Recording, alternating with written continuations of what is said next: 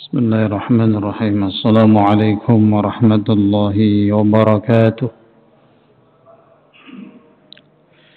بسم الله الرحمن الرحيم.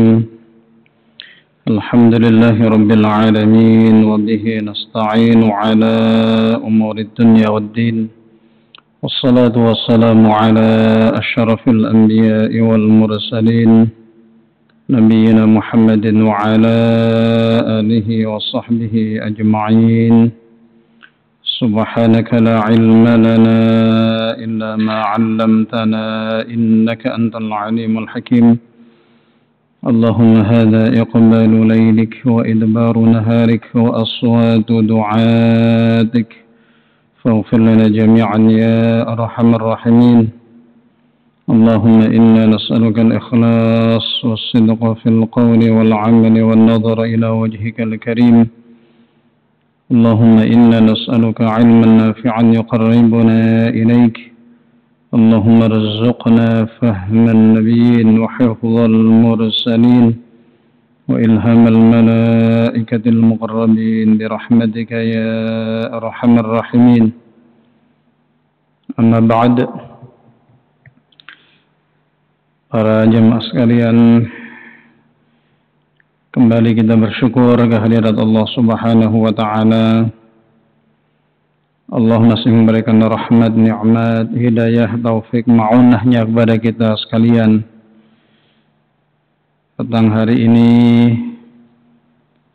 Allah masih memberikan kekuatan dan kemampuan kepada kita untuk hadir di rumah Allah, memenuhi undangan Allah. Moga-moga seluruh amal ibadah yang kita kerjakan diterima oleh Allah. Moga-moga dosa-dosa kita diampuni oleh Allah. Moga-moga doa-doa kita diijabah oleh Allah. Allahumma amin. Ma'asyiral muslimin rahimakumullah. Kita masih membahas tentang mahabbah. Berangkat dari surat Ali Imran 29, Allah berfirman, A'udzu billahi minasyaitonir rajim. Qul in kuntum tuhibbunallaha fattabi'uni yuhibbukumullah wa yaghfir lakum dzunubakum wallahu ghafurur rahim. Katakanlah, wahai Nabi, jika kalian orang-orang yang beriman, orang-orang yang mengaku mukmin, yang mengaku muslim, tuhibbunallah, kalian betul-betul mencintai Allah, fattabi'uni, maka ikutilah aku. Yuhibbukumullah, maka Allah akan mencintai kalian. Wa yaghfir lakum dzunubakum, dan Allah akan mengampuni dosa-dosa kalian. Wallahu ghafurur rahim. Allah adalah zat yang maha pengampun lagi maha penyayang. Ma'asyiral muslimin rahimakumullah, kita sudah banyak membahas tentang mahabbah ini, termasuk juga tentang beberapa hal yang akan menjadikan kita bisa mahabbah. Kita mempunyai atau memiliki mahabbah, amal-amal yang menyebabkan kita menjadi orang yang mahabbah kepada Allah, mahabbah kepada Rasulullah. Kesempatan yang Allah berikan pada kita sore hari ini, kita akan berbicara terkait dengan apa-apa yang menjadi buahnya orang yang punya mahabbah kepada Allah. Apa-apa yang menjadi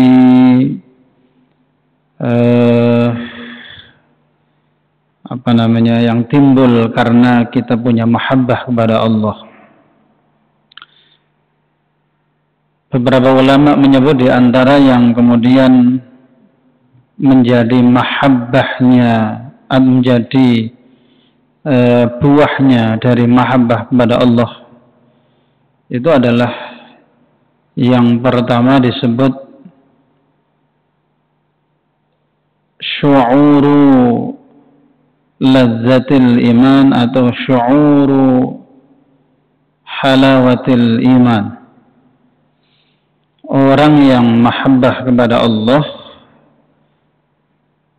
maka dia akan betul-betul merasakan bagaimana manisnya iman, bagaimana lezatnya iman.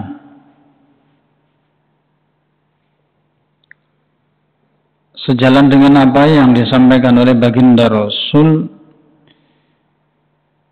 beliau dalam sebuah hadis menyatakan, "Thalathun man kunna fihi wajada halawatal iman."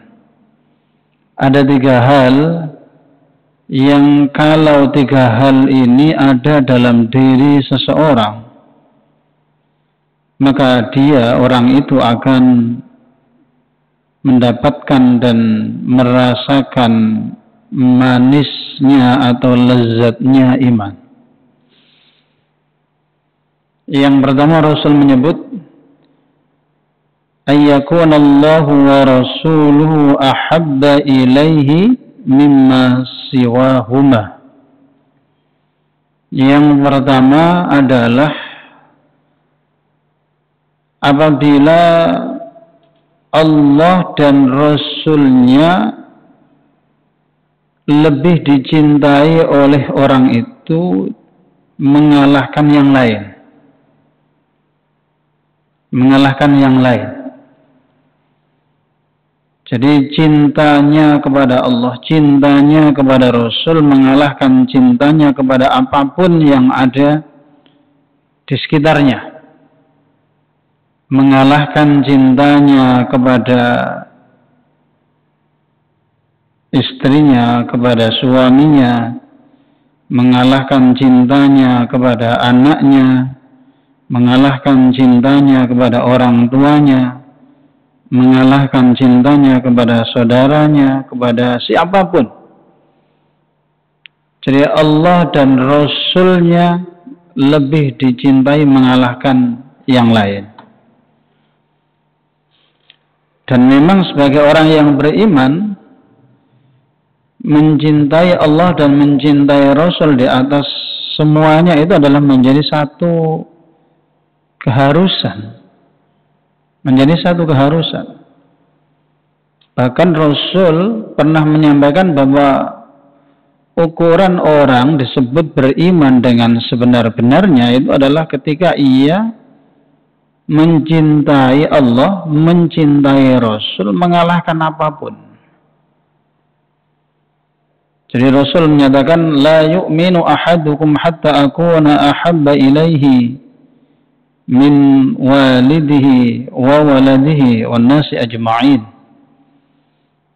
Tidak atau belum dianggap beriman seseorang itu sebelum ia mencintai aku, mengalahkan cintanya kepada kedua orang tuanya atau kepada orang tuanya, mengalahkan cintanya kepada anaknya, mengalahkan cintanya kepada siapapun, kepada istrinya, kepada suaminya, dan lain sebagainya. Jadi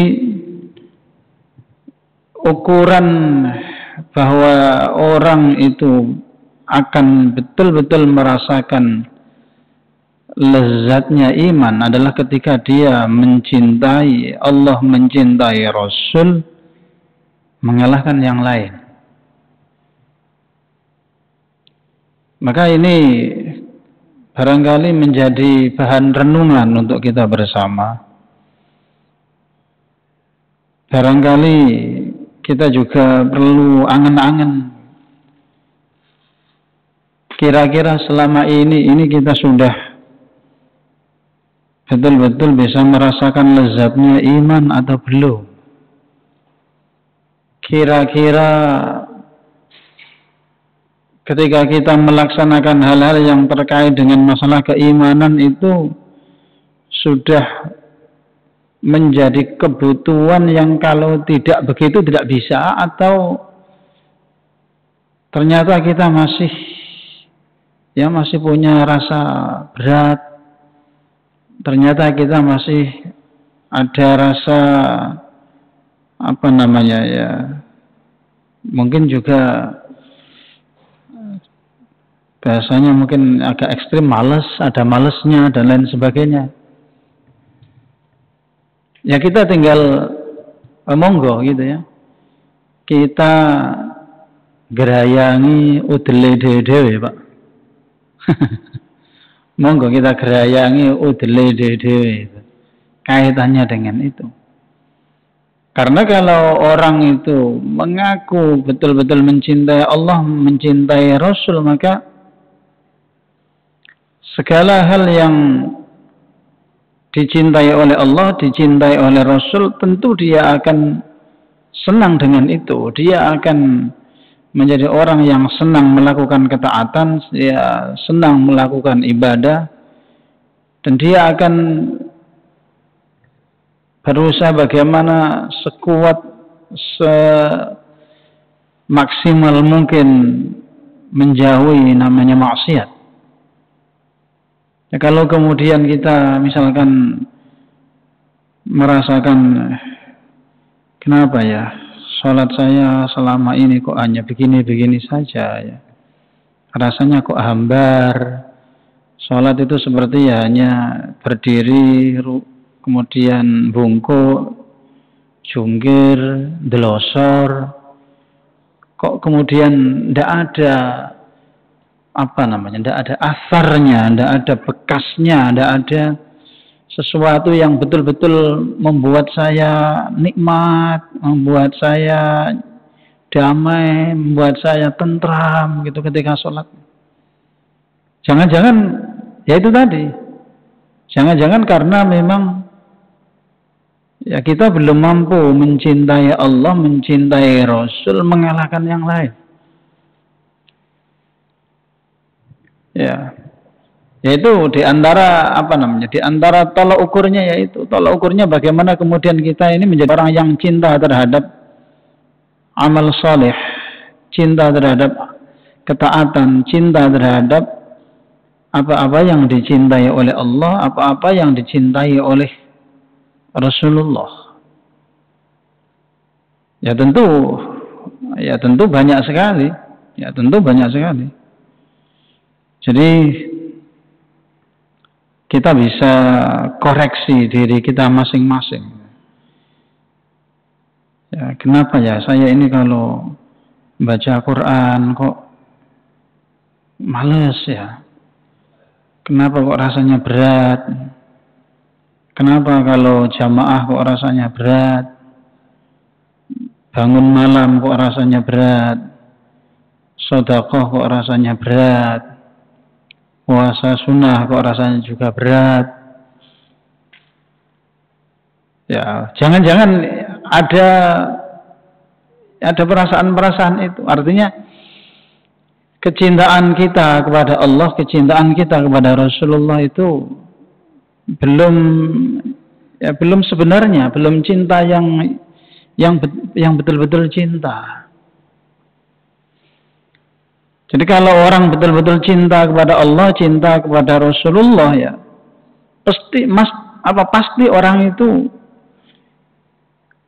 giat ibadahnya iya, sholatnya giat, senang sholat, senang ibadah atau amal-amal sunnah, itu pasti. Banyak sedekah, banyak baca Quran, banyak sholat, dan lain sebagainya. Tetapi tidak dibalik ya. Jadi kalau orang itu cinta Allah, cinta Rasulullah, pasti dia banyak sholatnya, banyak amal sunnahnya, banyak sedekahnya, banyak puasanya, dan lain sebagainya. Tapi tidak dibalik. Artinya tidak kemudian orang itu banyak sholatnya, banyak puasanya, banyak sedekahnya, kemudian itu menjadi kepastian bahwa dia cinta Allah, cinta Rasulullah. Belum tentu. Belum tentu, Pak. Karena orang-orang yang pura-pura cinta kepada Allah, pura-pura cinta kepada Rasulullah itu juga ya pandai berkamuflase begitu. Mereka juga pandai untuk apa istilahnya? Orang sekarang barangkali pencitraan. Pandai pencitraan. Jadi kelihatan sholatnya rajin, jamaahnya rajin, sedekahnya banyak, baca Qur'annya juga bagus, baca Qur'annya juga rajin. Belum tentu itu menjadi ukuran bahwa orang itu dia pasti cinta dengan Allah, belum tentu. Orang munafik melakukan semua itu, Pak. Orang munafik melakukan semua itu. Orang munafik itu sholat, Pak. Jangan dikira orang munafik itu tidak sholat. Orang munafik apa baca Quran? Baca Quran. Sholat kan mesti baca Quran, toh, Pak. Orang munafik baca Quran. Tapi Allah menyindir Innal munafiqina yukhadi'una Allah wa huwa khadi'uhum. Orang munafik itu menganggap bahwa dia menipu Allah. Kan lucu, Gusti Allah kok dibijui itu. Gusti Allah sembarang kali tahu kok dibijui. Innallaha bima ta'maluna khabir, innallaha bima ta'maluna basir, dan lain sebagainya. Allah tahu semua, Allah Maha memantau semuanya. Jadi Allah menyindir orang munafik dengan ungkapan seperti itu. Innal munafiqina yukhadi'una Allah wa huwa khadi'uhum. Orang munafik itu menipu Allah, menganggap mereka bisa menipu Allah, padahal kebalik, mereka lah yang ditipu oleh Allah. Jadi mereka yang berusaha untuk menipu Allah itu, mereka sesungguhnya sedang ditipu oleh Allah karena mereka tidak sadar bahwa mereka tertipu dengan amalnya itu. Wa idza qamu ila shalah qamu kusala. Dan ketika mereka itu melakukan sholat, jadi orang munafik sholat, Pak, sholat. Wa idza qamu ila sholati qamu kusala. Mereka sholatnya ogah-ogahan. Enake apa? Kok udel bukan udel. Saenake apa ya? Saenake hati inilah kita aja lah. Tergantung cuaca, Pak. Tergantung cuaca, tergantung musim. Jadi musim proyek lancar, nek musim bisnisnya agak seret gitu, aras-aras senang masjid. Nah, karena Allah juga menyebut ada orang itu yang beribadah kepada Allah dengan model yang seperti itu. Jadi Allah menyebut ada orang itu yang beribadah kepada Allah seperti orang yang ada di tepi jurang. Nguwatirno, medeni. Wa minan nasi may ya'budullaha ala harf. Jadi ada orang itu yang beribadah kepada Allah angin-anginan. Saya bahasakan angin-anginan. Medeni, kayak orang yang di pinggir jurang ini. Mengkhawatirkan jatuh. Ya. Fa in asabahu khairun yatma'anna bih. Jadi kalau dapat yang enak-enak, ya, jadi ibadahnya kelihatan serius. Wa in asabathu fitnatun inqalaba ala wajhih. Tetapi kalau dapat yang tidak enak, aras-arasan. Oh, pas. Ibadah ya ana yene pancet ae. Salat duha ya ana yene ya panggah. Tahajud ya ana yene ya pancet ae. Jadi beribadah itu memang karena pamrihnya itu pamrih duniawi. Nah, ini bahaya. Jadi ada yang seperti itu. Jadi orang munafik itu ketika mereka sholat ya begitu. Tergantung cuacanya, tergantung moodnya, tergantung moodnya. Pengen sembahyang ya sembahyang, nggak pengen ya. Yura'unan nas. Sholatnya itu karena manusia. Yura'unan nas. Karena pengen dilihat oleh manusia. Bahasanya orang sekarang karena pencitraan. Pencitraan. Amal-amal baik itu karena pencitraan. Yura'unan nas wa la yadhkurunallaha illa qalila. Dan mereka tidak ingat Allah kecuali sedikit. Wa la yadhkurunallaha illa qalila. Jadi orang munafik itu ya sholat. Orang munafik itu ya baca Quran. Baca Quran. Makanya Kanjeng Nabi itu memberikan contoh orang-orang yang membaca Al-Quran itu diibaratkan atau digambarkan oleh Kanjeng Nabi macam-macam. Kanjeng Nabi menyebut masalul mu'min alladhi yaqra'ul Quran kamathalil utsrujjah. Perumpamaan orang mukmin yang gemar membaca Al-Quran, kata baginda Rasul, itu seperti perumpamaan buah utsrujjah. Saya tidak tahu buah utsrujjah itu apa di Indonesia, apa ada apa enggak. Buah ini kayaknya enggak ketemu sih apa di Indonesia itu utsrujjah itu. Tapi Rasulullah memberikan gambaran rihuha tayyib wa ta'muha tayyib. Jadi baunya harum sekali dan rasanya luar biasa nikmat. Buah apa, Pak? Baunya harum sekali. Jeruk dah, Pak? Masa jeruk, Pak? Sing doyan lah. Oh, nak sing munek-munek. Kenapa, Pak? Hah? Racun. Racun tambahan itu kan. Iya, bagi saya dan panjenengan yang senang duren ya duren.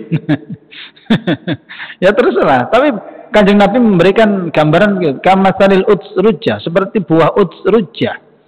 Rihuha tayyib wa ta'muha tayyib. Baunya, aromanya itu harum sekali, semerbak. Dan rasanya itu nikmat. Iya nek gak kena duren ning bosok.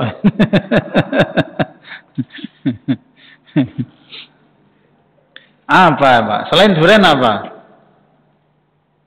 Susah ya memang buah yang ada aromanya harum apa ya? Hah? Matoa. Ya gak ono ambune matoa. Matoa. Ya wis lah duren enggak apa-apa lah.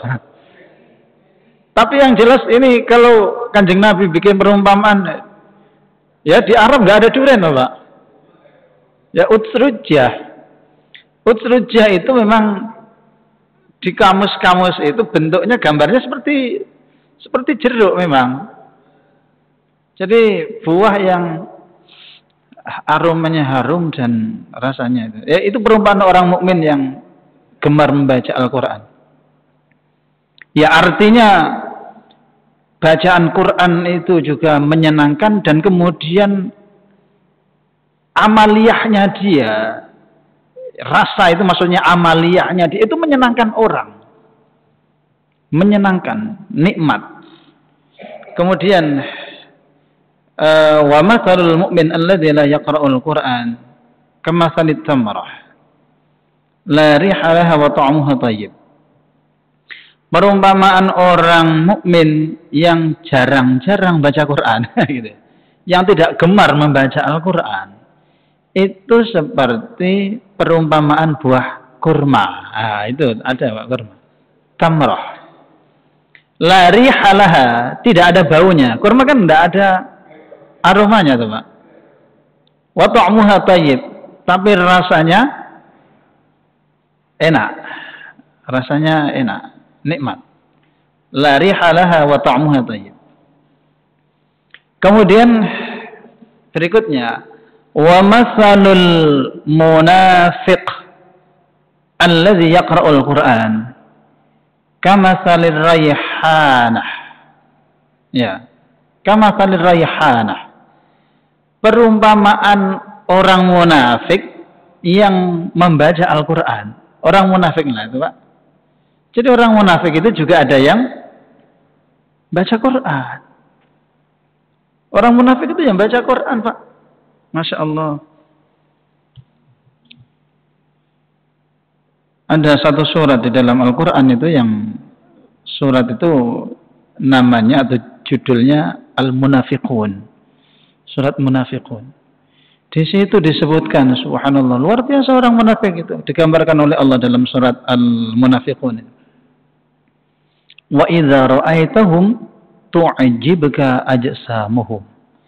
Kalau kamu lihat tampilan fisiknya, tampilan zahirnya, kamu terpesona. Wah, terpesona dengan tampilannya itu. Tu'jibka ajsamuhum wa iyaqulu tasma' liqaulihim. Kalau mereka itu bicara, kamu bisa mantuk-mantuk. Tasma' liqaulihim. Itu Kanjeng Nabi loh yang disampaikan. Apa malah kanjeng-kanjeng yang kayak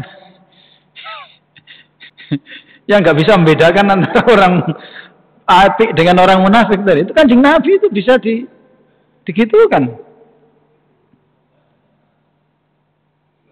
Ayo coba bayangkan, Kanjeng Nabi itu sampai pernah disabotase oleh orang munafik itu lebih dari 300 orang loh, Pak.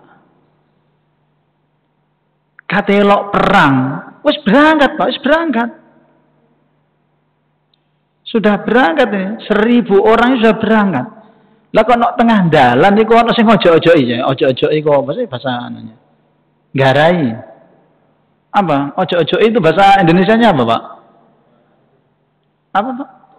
Provokasi, betul. Ada yang provokasi di tengah jalan itu, mau perang itu ada yang provokasi. 300 orang itu nggak jadi, nggak lanjut Pak, balik 300 orang itu. Coba bayangkan itu sekelas Kanjeng Nabi Pak. Apa mana Kanjeng Dimas, Kanjeng yang lain itu.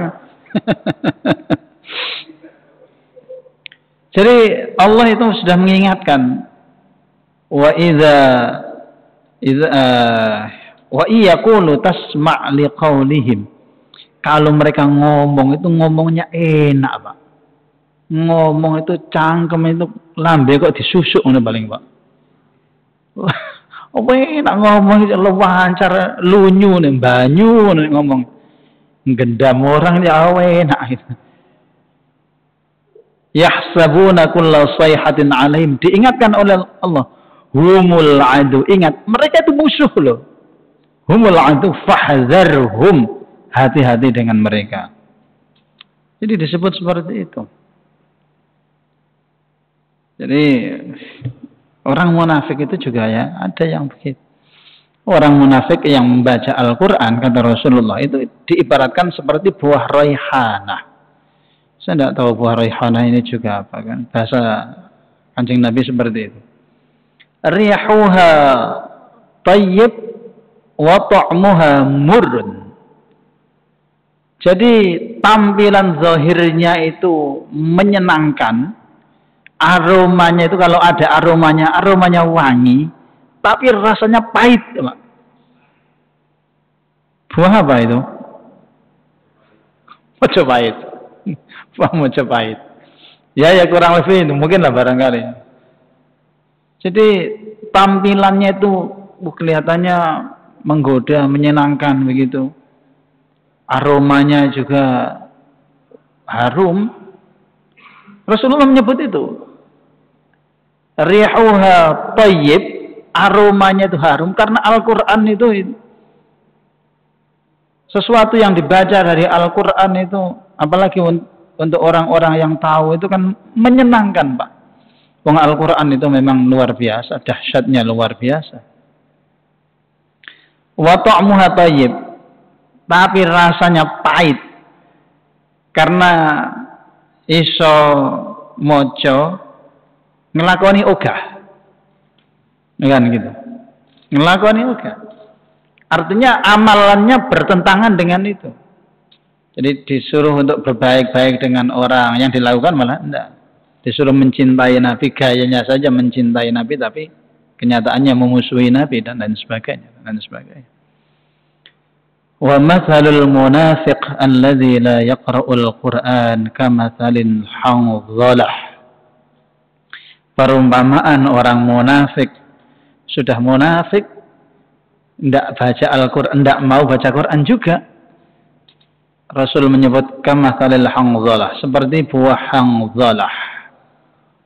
Rihuha khabith atau la rihalaha wa ta'muha murun.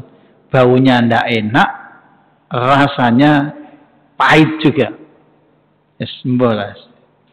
Artinya apa? Jadi kembali lagi, belum tentu bahwa orang yang banyak amal itu pasti dia mahabbah kepada Allah, pasti mahabbah kepada Rasulullah. Karena itu tadi. Karena ada pamrih. Amalnya itu ada itu tadi. Ada riak tadi. Bukan lillah, bukan karena Allah, tetapi karena ingin dipuji orang, karena ingin dianggap sebagai orang baik, dan lain sebagainya, dan lain sebagainya. Maka kalau sudah seperti itu, yakinlah bahwa pasti tidak enak, Pak.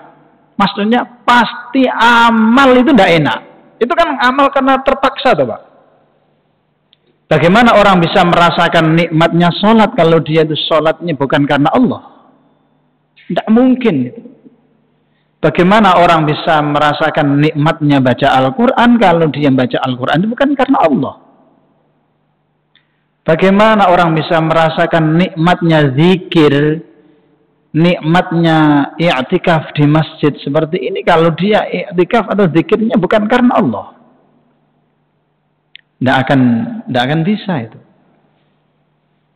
Jadi untuk bisa menikmati itu, untuk bisa menikmati amalan-amalan itu, maka ya harus ada mahabbah. Harus ada mahabbah. Kalau tanpa ada mahabbah, kita bisa saja memberikan sesuatu, mengerjakan sesuatu apapun untuk orang lain, tapi kalau kemudian itu kita lakukan tidak karena ada mahabbah, ya tidak ada perasaan lega, Pak. Tidak ada kepuasan, tidak ada kesenangan.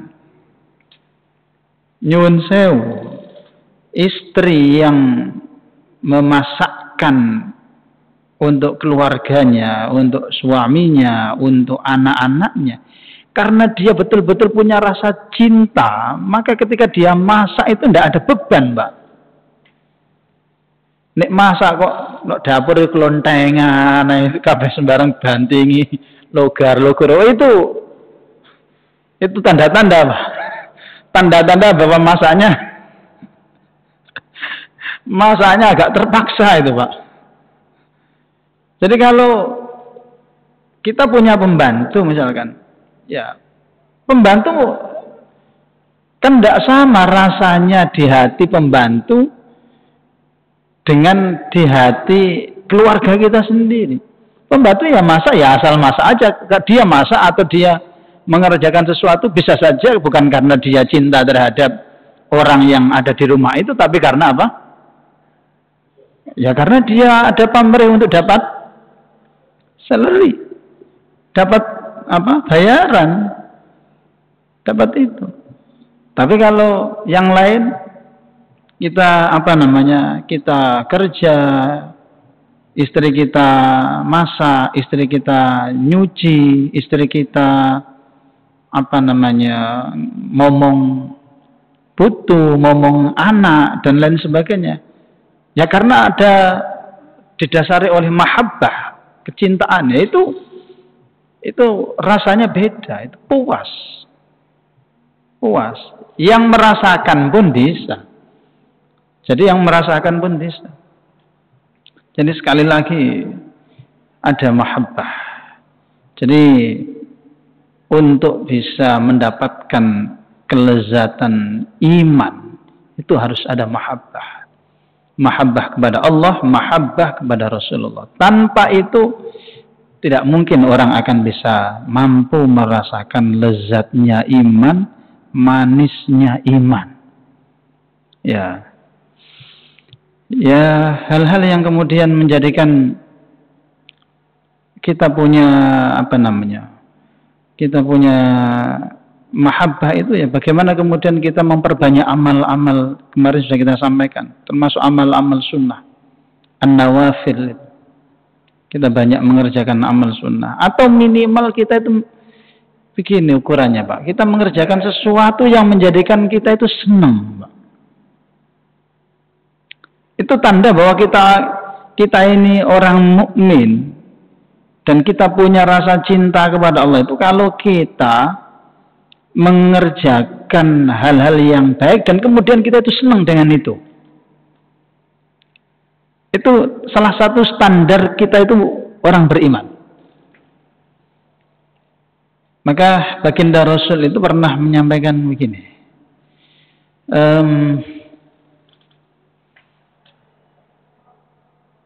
Baginda Rasul dalam hadisnya beliau menyatakan, Masya Allah, idza sarratka hasanatuk wa sa'atka sayyi'atuk fa anta mu'min.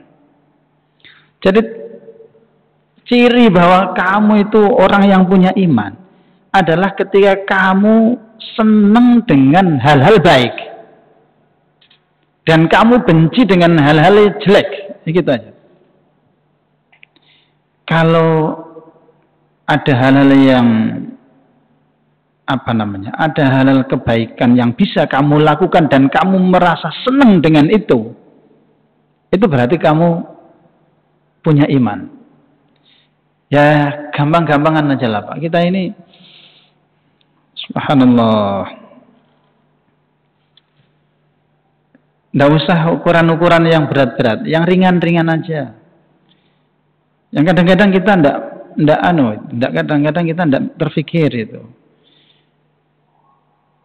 Sepele-sepele seneng balik tatanan sandal, asalnya sandal ini ke sini semua, jadi balik sini semua, dan kita seneng dengan itu misalkan. Bukan karena bukan karena pengen diarani orang. Tahu ada kotoran yang di masjid diambil dan kita senang untuk melakukan itu. Ada motor yang mungkin parkirnya kurang tepat dibenarkan. Ada mungkin ada kran yang netes-netes dibenahi atau dan lain sebagainya. Jadi Kanjeng Nabi itu membuat ukuran orang mukmin itu gampang saja. Kalau hal-hal bagus itu menjadikan kamu senang dan hal-hal jelek, kemaksiatan itu menjadikan kamu merasa sedih, kamu merasa tidak nyaman, berarti kamu itu orang mukmin. Ya. Tiba-tiba kita ini pulang kemudian tersangkut sandal kita di sandalnya orang. Akhirnya posisi sandalnya orang itu kan berubah. Salah-salah malah mencelat ya, misalkan itu ukurannya. Kok hati kita itu kok biasa saja. Wah, bahaya ini. Bahaya itu Pak. Loh, itu kan itu kan sesuatu yang mungkin sepele, Pak. Sepele, Pak. Ya. Yang mengganggu orang lain dan kemudian menjadikan kita itu juga merasa terganggu dengan itu. Kita merasa ada yang salah dari diri kita dengan apa yang kita lakukan. Kejelekan yang terjadi sekecil apapun terhadap orang lain itu, saya ngomong tadi kok bikin orang itu rasanya tidak nyaman ya. Loh, itu kan berarti ada perasaan itu. Misalkan begitu. Jadi ukuran kata Kanjeng Nabi di antara ukuran iman yang sepele itu, idza sarratka hasanatuk, kalau kamu melakukan kebaikan dan kemudian kamu senang dengan itu, wasa'atka sayyi'atuk, dan kamu pernah melakukan kejelekan dan kamu kemudian merasa tidak nyaman dengan itu, ya, kamu merasa tidak enak dan lain sebagainya dengan kejelekan yang kamu lakukan itu, fa anta mu'min, kamu orang yang beriman. Masalahnya kadang-kadang itu, Pak, karena iman itu kaitannya dengan hati, dan hati itu diibaratkan oleh baginda Rasul seperti kaca, itu kan. Kadang-kadang ada orang itu yang karena saking biasa ngelakoni elek, akhirnya melakukan yang elek itu menjadi sesuatu yang tidak ngefek ke dia itu. Tidak ada resonansi hatinya itu ketika dia melakukan sesuatu yang jelek. Ya tergantung panjenengan lah, ukurannya seperti apa. Bagi panjenengan misalkan keri jamaah sak rakaat itu sudah sedih. Wah, itu kan keren, Pak. Keri jamaah sak rakaat, atau mungkin gak sampai menangi takbir imam, itu membuat kita sedih misalkan. Wah, keren, Pak. Lah kita mungkin gak sampai berpikir sampai sama. Oh, iso roh pojokane masjid wis seneng ya gitu, Pak. Roh pojokane masjid wis seneng. Apa mana kok berpikir untuk bagaimana bisa jamaah mengikuti imam mulai dari takbiratul ihram. Misalkan, itu misalkan. Tergantung ukuran kita. Itu kita punya ukuran sendiri-sendiri. Nah, itu bagaimana kemudian tanda orang itu betul-betul bisa merasakan lezatnya iman ketika dia senang dengan hal-hal yang baik. Ketika dia gemar dengan perbuatan-perbuatan yang itu bukan saja menjadi kewajibannya, bukan saja menjadi sesuatu yang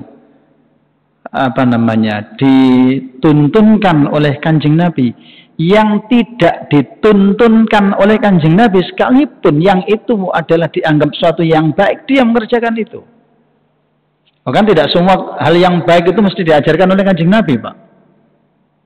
Tidak selalu. Ada puasa-puasa itu yang Kanjeng Nabi memerintahkan, tapi beliau juga tidak selalu mengerjakan. Dan tidak selalu. Jadi tidak semua kemudian yang disampaikan oleh Kanjeng Nabi mesti melakukan itu ya. Tergantung. Kanjeng Nabi pernah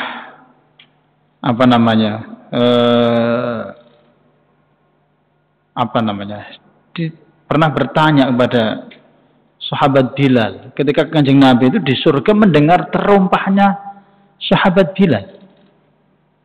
Kanjeng Nabi itu mendengar terumpahnya sahabat Bilal. Heran. Suatu ketika bertanya Kanjeng Nabi, Bilal, kamu itu punya amalan apa? Kok aku sampai mendengar terumpahmu itu di surga? Nah, ternyata sahabat Bilal ini punya amalan namanya sholat apa? Syukril wudu. Yang itu tidak diajarkan oleh Kanjeng Nabi. Tidak diajarkan oleh Kanjeng Nabi. Ya. Jadi sahabat Bilal itu punya amalan setiap selesai wudhu, saking senangnya dengan itu dia sholat. Setiap selesai wudhu sholat. Sholat li syukril wudhu. Luar biasa ini. Kalau diteruskan ya nggak selesai-selesai nantinya. Moga-moga ada manfaatnya untuk kita semua. Moga-moga kita diberikan kemampuan, diberikan kemauan oleh Allah untuk senantiasa mendekatkan diri kepada Allah, senantiasa melakukan amal-amal yang menjadikan kita semakin mahabbah kepada Allah, semakin mahabbah kepada Rasulullah. Dan moga-moga kapan saja Allah memanggil kita, kita dipanggil dalam kondisi yang husnul khatimah. Allahumma amin. Subhanakallahumma bihamdik, asyhadu an la ilaha illa anta, astaghfiruka wa atubu ilaik. Assalamualaikum warahmatullahi wabarakatuh.